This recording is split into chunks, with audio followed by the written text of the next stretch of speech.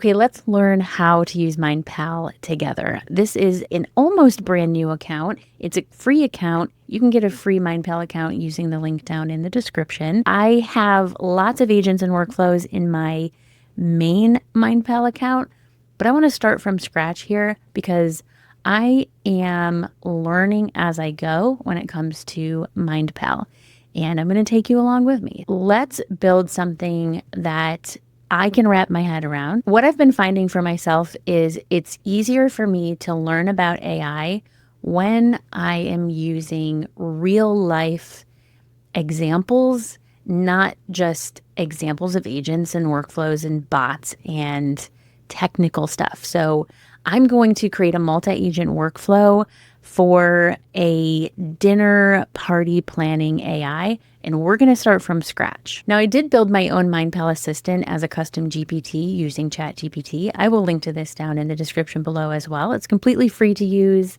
There's no opt-in or anything, but I have this trained to do a few really helpful things when it comes to MindPal. This is both trained on how I best learn how to use AI, and it's also trained on MindPal's documentation. And I'm the one that created this. So a really common question that I see and that I even have asked myself once or twice is, what is the difference between an agent and a workflow? So if you're not totally sure if you're setting up an AI agent in MindPal or a multi-agent workflow, this will help you out. But what MindPal says is an agent is like an AI specialist. It's like a team member on your team. It's kind of like creating a custom GPT or giving instructions to a Claude project or a Gemini gem. It's like one container with information and context and knowledge with some instructions of like how to behave. Whereas a workflow is like an assembly line where you can put multiple agents together with other workflow nodes, and we'll get to that here on the Bots Mean Business channel. But in order to create a workflow, you have to create your agents for the workflow. So we're going to start there. I'm going to make a really simple agent, and we do that by going to agents and then new agent. I can describe what I want this agent to do, how I want it to behave. I can give it any like background information that I want. If you have a custom GPT with some specific instructions, you could drop that right into here and hit generate with AI. And then MindPal will essentially program that agent for you so you don't have to be a prompt engineer. I'm going to hit start from scratch down here because I want to show you how simple it is to set this up. I'm going to call this my personal assistant agent. The background is essentially instructions for the agent. So in your custom GPT or your Claude project, this is your instructions. Now, I'm not going to put in an extremely robust prompt with a role and context and steps and constraints right now. I just want to show you the simplicity of this. I'm just telling it, you are my personal assistant. You help me with tasks as requested. I'm going to leave output format blank. I'm not going to give it any knowledge sources for right now. I'm not going to select any of my output settings, but I do want to select a model. This is one of the reasons why I love MindPal so much, because you can select whatever language model that you want, essentially. And since I don't have my API keys set up in here yet, I'm just going to choose the Gemini 2.0 Flash and create. So now I have this personal assistant agent. If I open this up, it'll go right back to the setup window. If I come up to the three dots, I can hit new chat. This is just going to open a new chat here inside of MindPal. I can ask it to help me plan a dinner party for 4 guests, no dairy, please. I will hit go, and that personal assistant agent, who has simply been told, you are my personal assistant, help me with tasks, and is using Gemini 2.0 Flash as the language model, is now chatting back to me about planning my dinner party. So it's gathering some more information from me so that it can do its job as the personal assistant. So I'm going to give it some details about what I want this private dinner party to look like. It's suggesting an appetizer, first course, second course, side dish, dessert, wine pairing. What if I say Can you provide recipes, please? Okay, it's telling me that I don't need the recipe because I am going to have a private chef, but I do have the ingredients list. Now, this personal assistant isn't really trained to do anything other than simply help me with tasks as requested. So it doesn't have any specialized knowledge. I could give it specialized knowledge by uploading a knowledge source and then forcing this agent to always get context from the knowledge sources. I could even tell it in the background, like how I want it to behave or talk to me. So if I tell it that it's extremely helpful, but it's also very sarcastic, and hit update agent, let's ask it for a few more dessert ideas. And it responded, all right, since you're looking for more dairy-free Italian dessert ideas to wow your guests, and because apparently one wasn't enough, here are a few more options. So it's giving a little more sass because of that update and telling it that it is, in fact, a little bit sarcastic. But what if I had multiple guests with multiple dietary restrictions and I need to create menu cards and placeholder cards with my guest name on them, and I need the full menu, ingredients, and recipes for my personal chef that I'm going to hire? And what if I wanted to have a bartender agent that specializes in crafting, signature cocktails based on my dinner party guests' personalities? If we're going to ask the personal assistant to orchestrate an entire dinner party, we're going to need a workflow for that. So let's create a new workflow. And just like with setting up the agents in MindPal, you can describe the workflow you're trying to create and hit generate with AI. MindPal will work its magic and put together a workflow for you. It'll also create the agents that go in that workflow for you. But again, I'm going to hit start from scratch because I'm trying to learn MindPal here. So I'll give this a name. We're creating a dinner party planner, and we have a completely blank slate here. So let's start with adding a new node.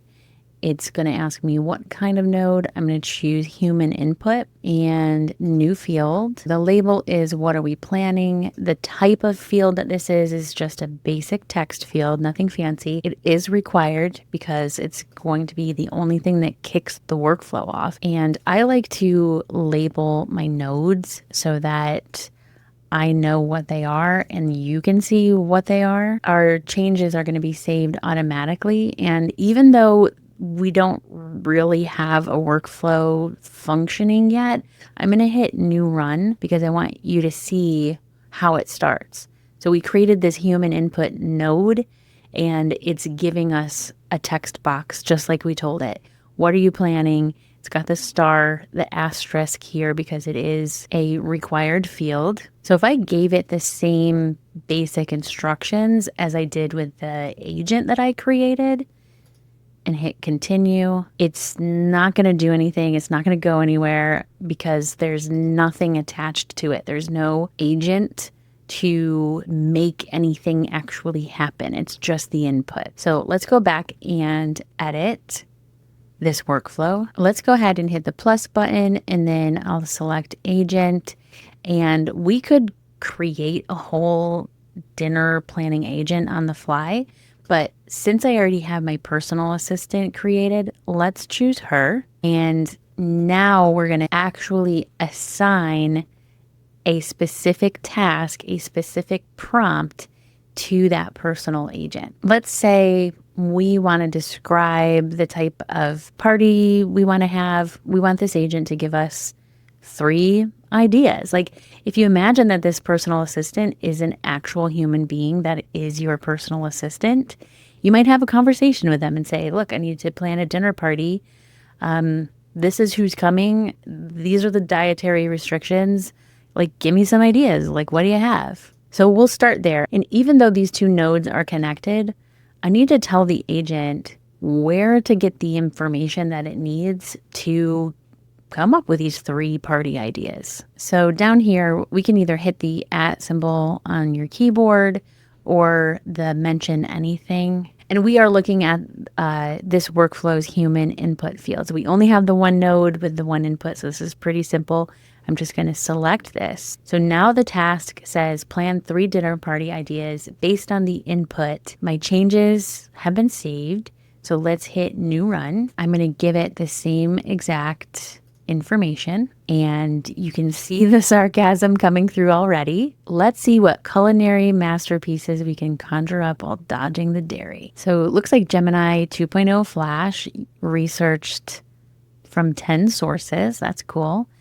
It's giving me Mediterranean feast, spicy fiesta, or Asian fusion. And it cut its own sentence off down here. So that's cute. But we can't really continue from here because we only have those 2 nodes. There's no way to tell it that I want Asian fusion and like, let's keep going with the planning. So let's open that workflow back up. And I forgot to name my agent. So let me just edit this real quick. So this is the party ideas step. We need another step in here to be able to select which idea we want to move forward with. And I'm not sure exactly how to do that. So I'm going to come over to my MindPal Assistant Custom GPT. So I'm using the same chat from earlier. I'm just telling it I have a human input node with an agent that comes up with some dinner party ideas, but what's the next node I need to select which idea I want to move forward with? So I'm literally just asking the question that I have in my head. And it's telling me I can use a human input node again as the decision point. And I'll just follow these instructions. So I added another human input node, and this time we're going to label it choose your favorite idea.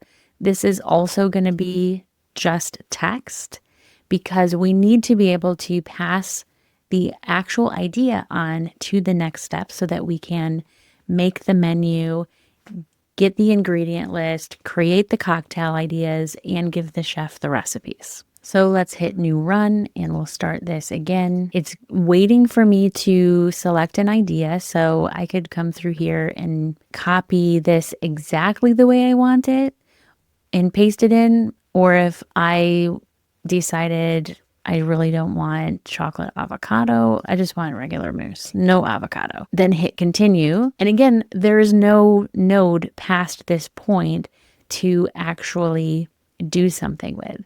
And this is where the multi-agent workflows get really exciting because what we actually need is an orchestrator worker node, which is going to take the input of the party plan that we want to actually plan and have it do all of the tasks of the cocktails, the menu, the place cards, and the ingredient lists, the shopping list, and the recipes for the chef. So we're going to dive into the orchestrator worker in the very next video.